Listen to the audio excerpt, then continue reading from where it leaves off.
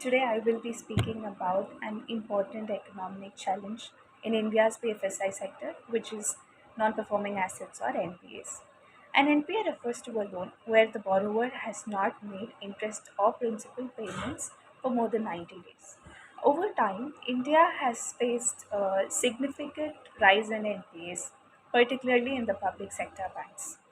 This has largely been due to excessive lending during the credit boom in sectors like infrastructure, steel, and power, combined with poor risk assessment and project delays. This issue goes beyond banking. It directly impacts the economy. When banks face high NPAs, their profitability declines and they become cautious about lending. As a result, businesses struggle to access credit, investments slow down, and overall economic growth is affected. In some cases, it also leads to job losses and reduced income levels. To address this issue, several measures are necessary. First, banks must strengthen their credit appraisal systems to avoid risky lending. Second, faster resolution in bad loans is crucial, and frameworks like the Insolvency and Bankruptcy Code have been introduced to tackle this. Additionally, improving governance in public sector banks and leveraging technology for early detection of stressed assets can significantly help.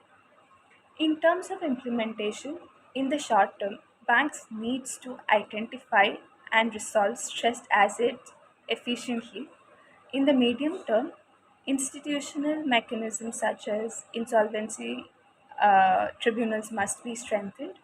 In the long term, structural reforms, including better regulation by the Reserve Bank of India and possible privatization of weaker banks, are essential.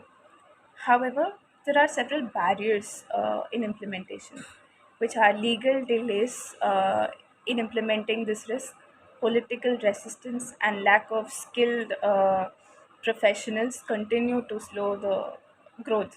Moreover, expectation of loan waivers can also create a moral hazard among the borrowers. Historically, the NPA crisis became prominent after the 2010-2015 lending boom, when the banks aggressively financed large corporate projects. When these projects failed or were delayed, many loans turned bad.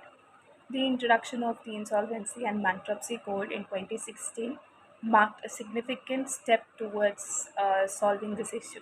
In conclusion, NPAs are not just unpaid loans, they express the lost economic potential. So, addressing this issue is very crucial towards the economic growth. Thank you.